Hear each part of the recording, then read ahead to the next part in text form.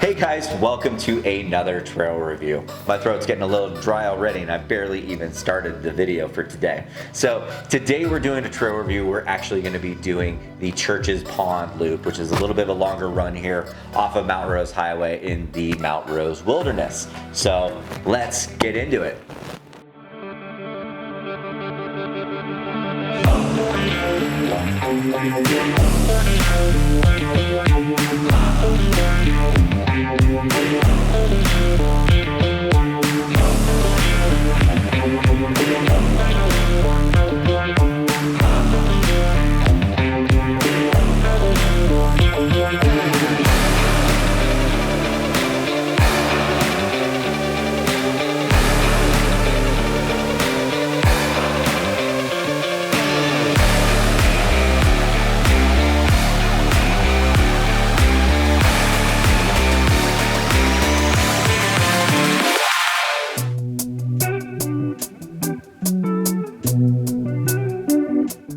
So I'm parked here at the Bear Mat parking lot here. So if you want to access this trail, that's probably going to be one of the best parking lots. If you want to be able to get to the Jones Creek trailheads, it's pretty cool. I haven't been here before. This is my first time since I moved to Reno, but they have a huge grass area back behind me here with the big amphitheater.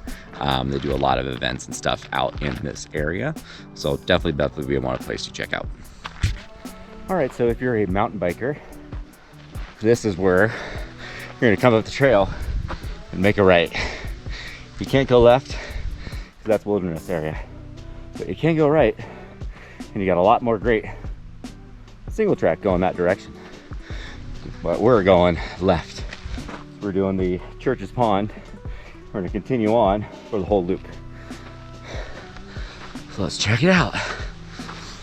Well, definitely out of shape since I haven't been able to do any running this last 6 weeks with that calf strain, so definitely feeling it way earlier and slower than I like to be, but that's unfortunately what happens sometimes when you're dealing with an injury. So yeah, but it ain't just a cool casual run. Apparently we got some horses on the trail, but so far this is kind of what it's been like for the first half mile. This time notice doesn't really give you scale. That's how steep it is, but it's pretty, got a pretty good gauge to it.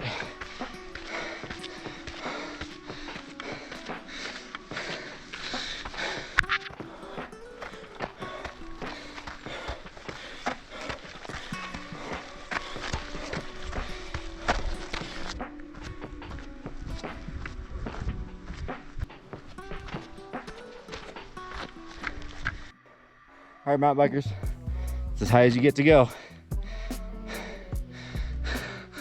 Just check the information on the wilderness information sign.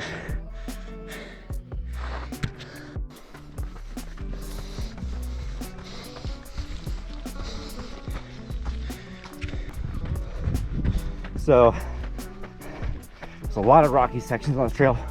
There's a lot of really nice, well-groomed single track. For those of you who love your uphill and downhill running, it's a nice spot. So check it out. So I'm doing this loop counterclockwise from the parking lot. And what that's gonna do, it's gonna take me directly to Church's Pond, which is about a 3¼ mile distance from the car. But pretty much just starts off uphill at a pretty good pace and a pretty decent grade. But get the hard stuff out of the way first, because then it's pretty much downhill and rolling flats for the other 6 miles. So I'll enjoy that a lot more, and I'll really get a sense of how good the cushion on the shoe works for a longer distance, especially when you're tired. It's typically where the extra cushion really helps you out. All right, so we're about 2.5 miles into the trail, but you get some pretty good views up here on the last 2 switchbacks of Washoe Valley. You got good old Mount Rose right there, or Mount Rose Ski Resort. The actual official Mount Rose is right behind these trees. And anyway, we got pretty high up there already, so you definitely see Mount Rose Highway way down there. Not sure if you can make that out, but yeah. Anyways, it's just been a lot of this. It's just one of those things where you gotta stop a lot just to take in the scenery, and you know, I'm thinking a lot about the shoes and just how they're performing in certain areas, and then focusing on like things like, oh, well, I'm not even thinking about this. That's usually a good thing. So yeah, that's why these reviews take definitely a few different trails and miles to run on, and just I need time to think.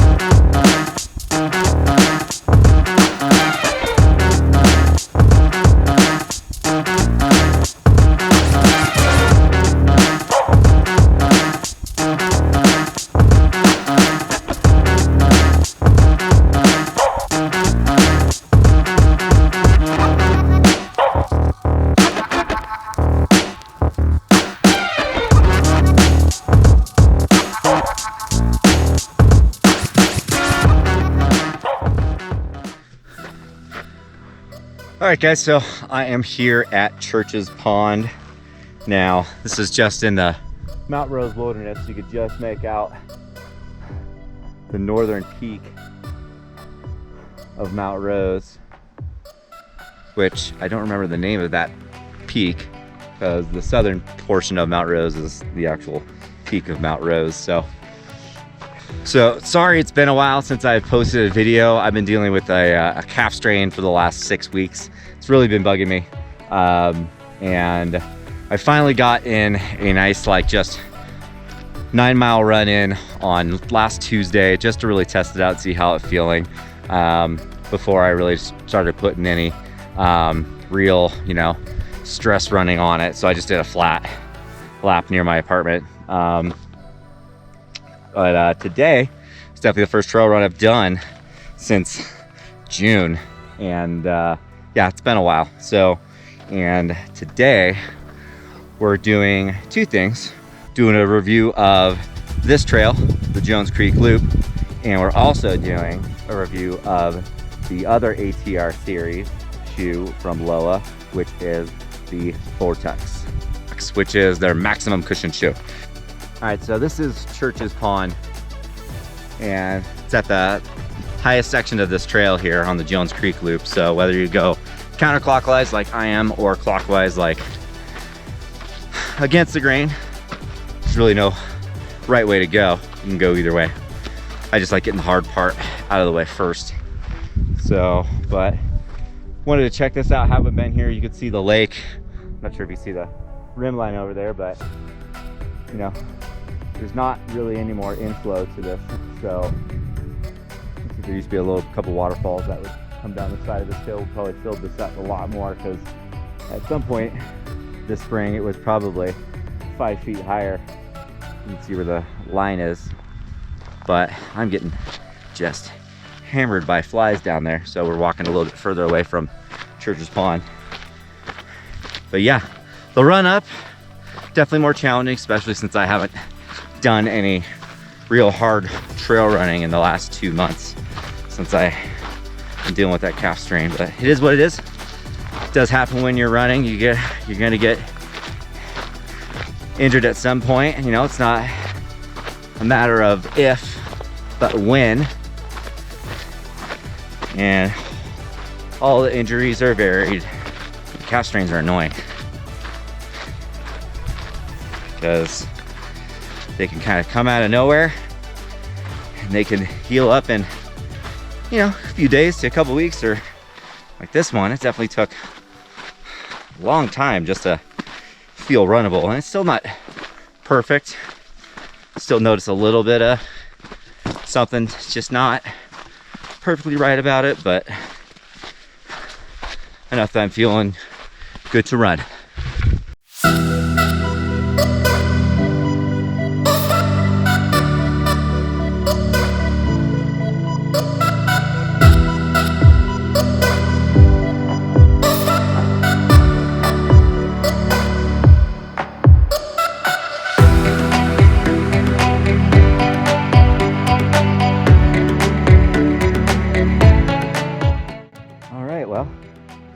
Off of Church's, we came up Jones. Now we're gonna go down White's Creek. All right, 6 miles left. All downhill and rolling.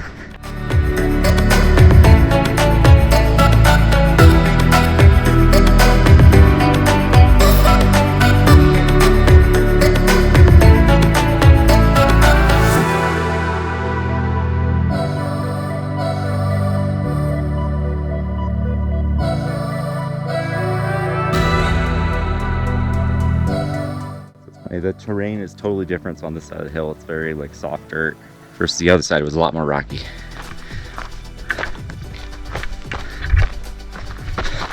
So definitely more grip.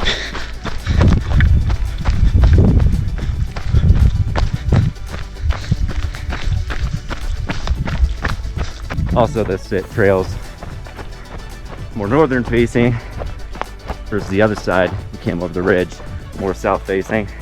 And that may have something to do with it.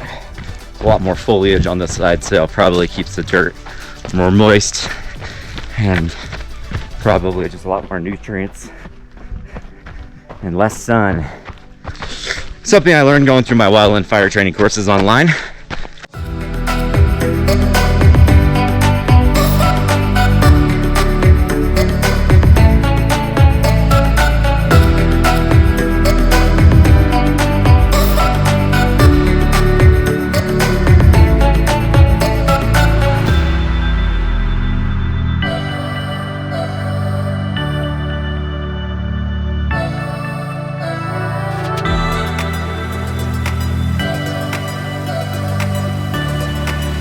So the area back in here is really cool. Would love to take my skis back in here during the winter. There's just a lot of really cool aspects, and there's this big face right here. Unfortunately, you can't see it's in the trees, but looks like if you wanted to access it, you would just hike up or even skin up the creek. Just down below here, I can hear it. Just go right up that face. Do some laps. That'd be pretty sweet. Curious to see, have anybody, any of you or anyone you know done that or backcountry skied this area of the Mount Rose Wilderness? Seems like it'd be fairly easy to get to, just going right up the White's Creek. Well, I think I'm gonna refill my water here.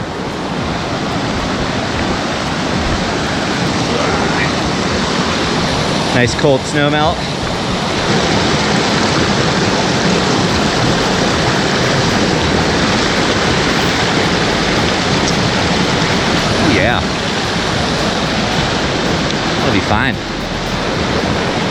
That looks pretty fresh to me. Oh yeah. Put some hydration powder in there. Little scratchy labs. These flies are getting me. Your flies? I don't know.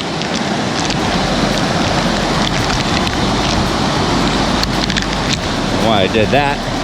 Here's my lid. Ah, there it is. I stepped on it. Now I gotta wash that off.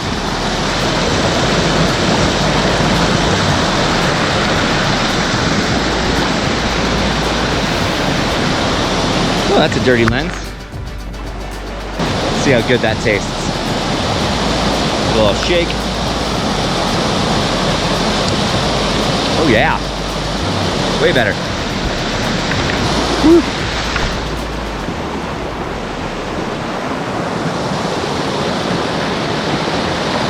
You can definitely see how much water was coming down this creek at one point this winter, because there was a ton of snow, and you can see it just completely chewed out this whole creek area. So this was flowing heavily at some points this spring.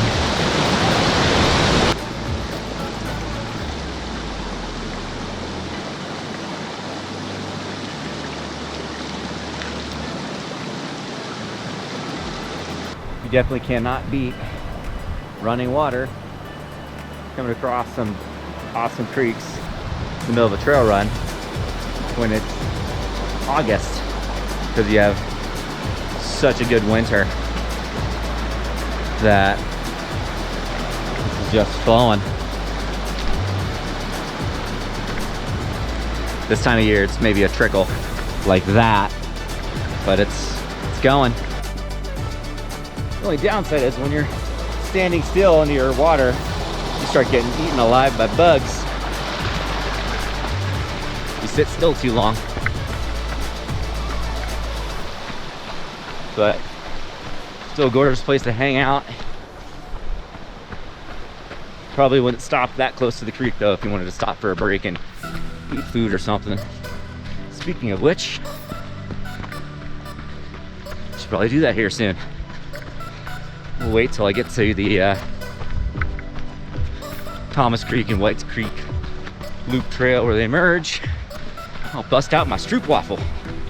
And the trail right here totally reminds me of San Gorgonio Wilderness during the 8,000 meter challenge. If you ever hiked there, Vivian Creek, you go above the switchbacks and it just kind of opens up into this little valley, and you get a lot of this more sandy soil here, and it's just picture wise it's very reminiscent. It just kind of peaks all around you.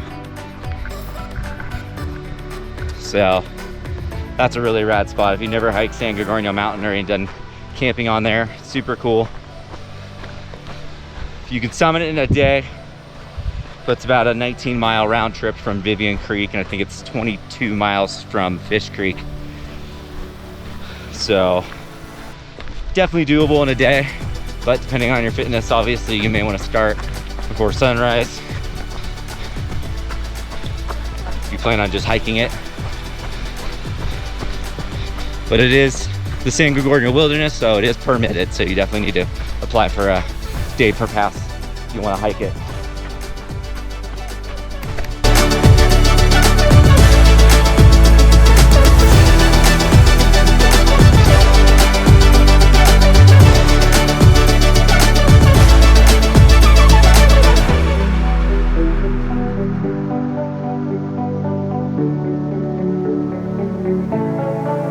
I'm on the upper Whites Creek section. Super flowy downhill. Nothing really too technical. This is that soft, sandy dirt. You can just pound it out. Super cruisy. Some horse poopy. Enjoy this run or hike.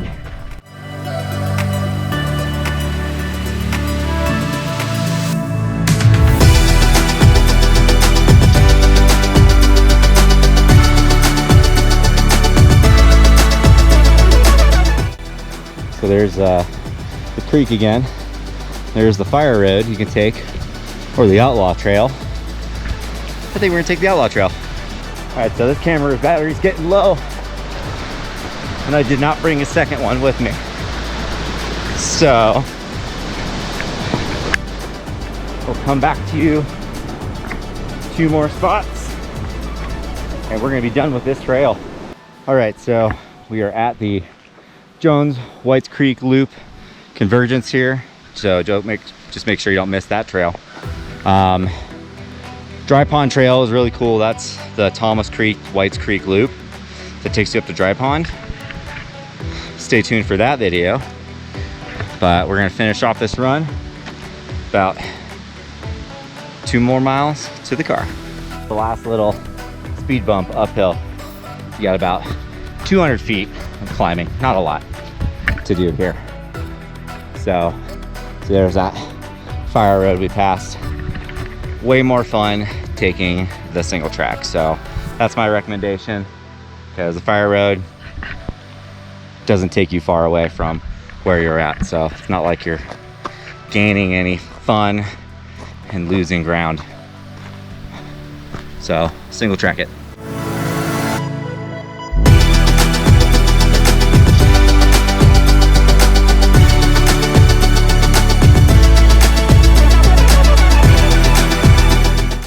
All right, guys, well, we're at that last speed bump on the Whites Creek to Jones Creek connector. So you got little Washoe Lake and Washoe Valley over there, and you got Damani Ranch and Reno right behind me over there. So we're gonna be heading downhill about another 1.25 miles to get to the car.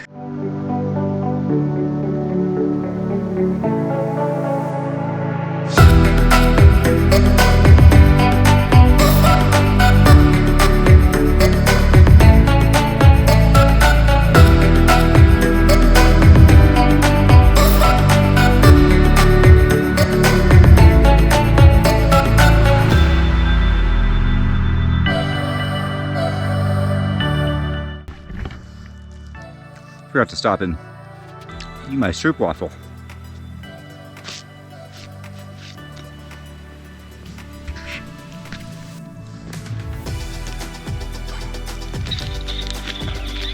What's funny is I've mountain biked this trail a couple times now. This is my first time running it, and I mountain bike going that way. I'm running it this way, so definitely a little rocky in sections, but nothing that's like all that technical. And there's just a little uphill right there. That's pretty much it. And we'll be at the car momentarily.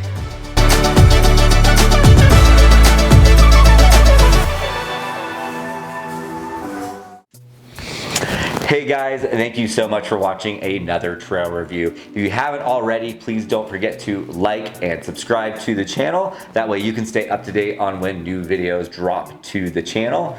Join me on the trails, become my trail buddy. Maybe we can get dirty together.